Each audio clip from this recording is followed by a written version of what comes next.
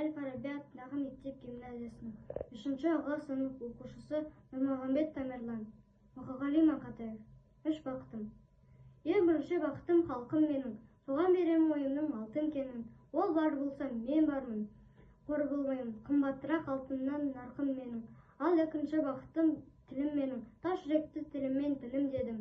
Кей-кейде дүниеден түңілсем де, қасиетті тілімнен түңілмедім.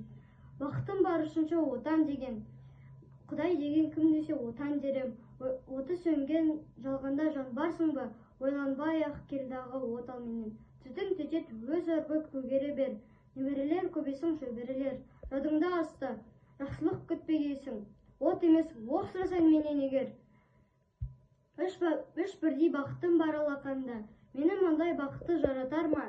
3 күн нұрын төгеді аспанымнан, Атырау, Алтай, Арқа, Алатауға.